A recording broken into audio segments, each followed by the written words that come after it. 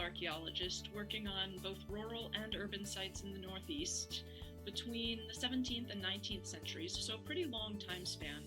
And the historical part of that is what's really defining for me, because what I'm really interested in this archaeology is the interplay between textual and material sources, between documents and stuff. I'm also a teaching archaeologist, and I'm really lucky in that I don't do very much teaching in the classroom. Almost all of my teaching is in the field and in the lab, helping people work through integrating and interpreting their documents and their stuff and how to collect archaeological data in the field.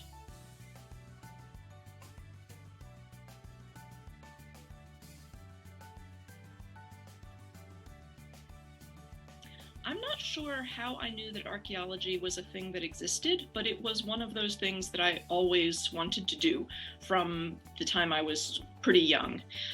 Initially, I thought I wanted to study Egyptology, so I got a much more specialized undergraduate degree than anybody should let an undergraduate get, and studied a lot of Egyptology. But towards the end of my undergraduate career, it became clear that if what I was really interested in was the way that stuff and documents intersect, texts and objects, that historical archaeology was really the place I should be. So I went to graduate school at Boston University for historical archaeology and have never looked back.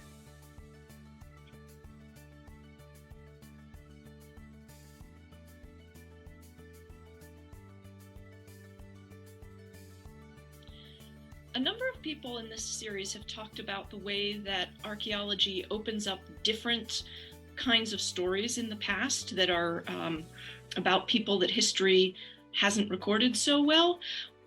And that's a very important part of it. One of the additional facets that I think is so important about the way that archaeology and history interact is that archaeology lets you tell not just stories about more people, but different kinds of stories about different facets of the past.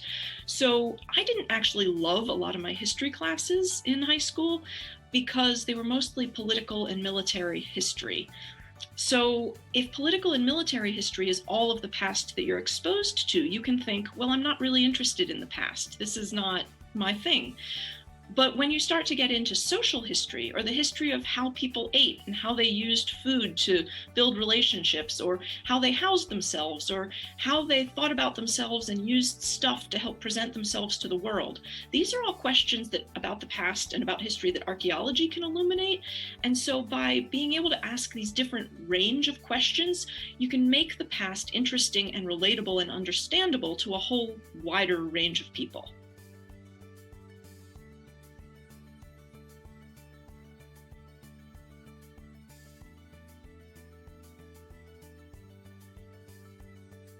I couldn't pick one most exciting thing, so I'm going to talk about two. They're both from Plymouth, Massachusetts, and what they have in common is that it was not immediately clear upon excavation that they qualified as the most exciting thing you've ever found. They both took a little additional work to become the most exciting thing we've ever found. The first is essentially a hole in the ground. We were digging a single excavation unit, about a 3-foot by 6-foot hole in the ground, and we'd gotten to the bottom in most of it. Sterile layers, no more artifacts, no more human activity. But a third of the end of it was a pit, a hole that people had dug in the past, and then in the past filled back in again. So we were following good archaeological stratigraphic procedure and removing the dirt from this ancient hole in the ground. It wasn't very exciting stuff coming out of it, very, very few artifacts, but we're documenting and recording, and we eventually get to the bottom and we end the season. Only later in the lab, doing analysis of the very little stuff that came out of this, did it become clear that this is probably a very old hole in the ground. So this was a 17th century hole in the ground that had been filled in not too much later than the 17th century. And so that was enough to go back and say, we need a bigger picture of this. So we went back and opened up more excavation units around that, and it became clear that this was the edge of a house that had been cut into the hillside, and it, in fact, had a deeply buried floor from the early to mid 17th century. So the first thing was a hole in the ground that turned out to be a 17th century house. The second thing, also in Plymouth, we were working on a 19th century house lot, and we were coming down on something that was organic and very fragile, kind of rectangular. We could see that it seemed to have like bits of leather on it. We thought maybe it was a box, like maybe a leather covered box, maybe a book.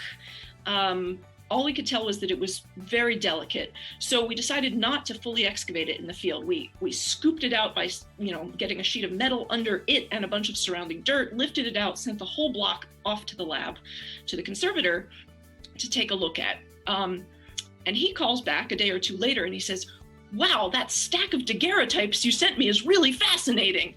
So what we had uncovered was a stack of 4 little leather cases that hold a mid-19th century or late 19th century photograph, daguerreotypes, 2 daguerreotypes and 2 what turned out to be ambrotypes, slightly different technology, but second half of the 19th century photographs.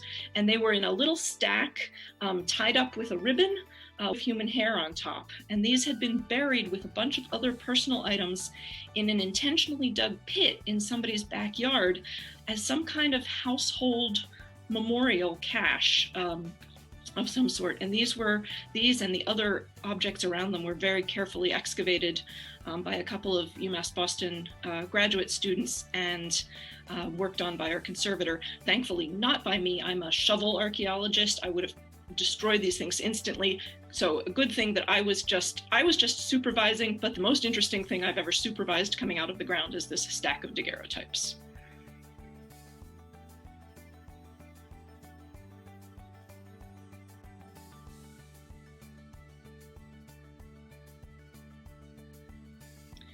One of the great things about archaeology is that as a career, it's really varied. People know about archaeologists who teach at universities, and they probably know that there are archaeologists who work at museums, but there are also archaeologists who work for the Park Service, and there are archaeologists who work for the Highway Department, and there are archaeologists who work with creating educational materials for kindergarten to 12th grade students. So the kinds of work that people do within archaeology can be really, really varied.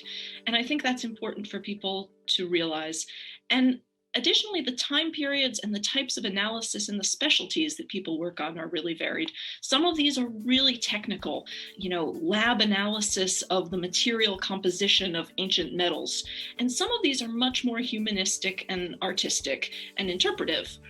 And all of this fits within archaeology. So archaeology is a field that encompasses a lot of different skills and activities, and does that all in service of trying to explain the human past to better and to make it relatable to more people in the present.